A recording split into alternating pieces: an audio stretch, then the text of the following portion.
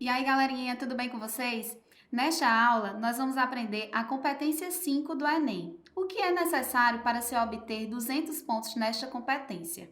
Vejamos. É preciso que você crie um parágrafo solução apresentando 5 elementos. E que 5 elementos seriam esses? Seria o agente, a ação, o efeito, o meio e o detalhamento. Para esta aula, nós vamos trabalhar 2 elementos, beleza?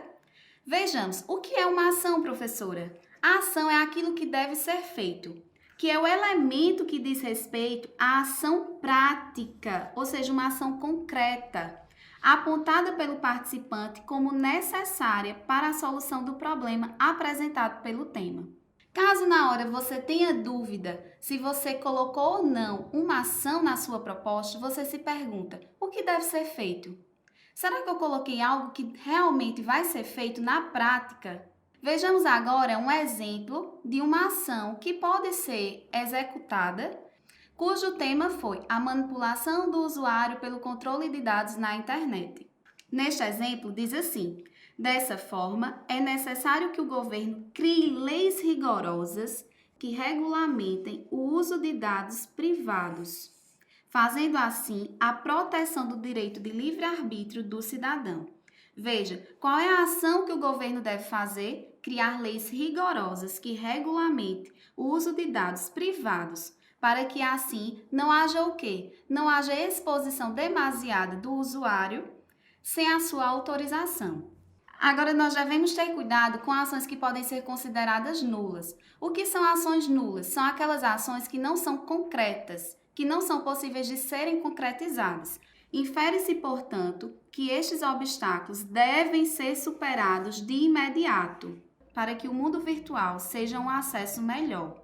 Ou seja, deve ser superado de imediato. Como? O que é que vai ser superado? Que obstáculos são esses? É uma solução vaga, é uma ação vaga. Então, se é uma ação vaga, ela não vai ser considerada para a pontuação do candidato. Outro elemento que tem que estar presente na sua conclusão é o agente. O que é esse agente? É quem executa. É o elemento que identifica o ator social, apontado para executar a ação que se propõe.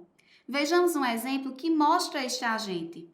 Ademais, é importante que o Estado, em parceria com as escolas, promova palestras elucidativas a toda a população, visando ensinar o bom uso de tais ferramentas. Veja, quem é que vai fazer essa ação? Essa ação de promover palestras elucidativas? O Estado. O Estado é o agente. Então, neste caso aí, você já tem o agente, aquele que vai executar. É importante também termos cuidado com os agentes nulos. O que pode ser considerado um agente nulo? É você utilizar os pronomes indefinidos, alguém, ninguém, todos, ou utilizar o verbo no modo imperativo. O que é o verbo no modo imperativo? É aquele que indica o quê? Uma ordem. Vejamos os exemplos. Talvez a solução seja a autoconsciência. Você deve fazer o filtro do que é realmente bom para você e seus filhos e não ser filtrado.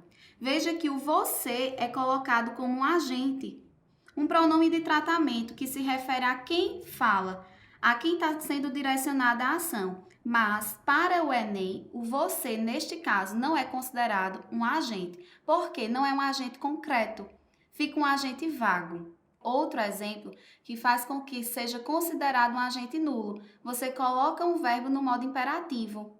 Olha só, liberte-se dessa manipulação do comportamento de usuários que querem lhe controlar. Liberte-se. Esse liberte-se aí é um verbo que está no modo imperativo indicando uma ordem para o leitor. Porém, quem é esse leitor? Esse leitor, de fato, é o agente da solução para a problemática abordada no seu texto? Não. Tenham cuidado com esse uso de agentes nulos, para que você não tenha esse elemento desconsiderado na sua competência. Afinal, é importante destacar que caso você tenha os 5 elementos presentes na sua conclusão, você vai atingir os 200 pontos. Então, galerinha, nesta aula nós trabalhamos 2 elementos dentre os 5 que deve conter na competência 5 do Enem. Fica ligado nas próximas aulas, beleza?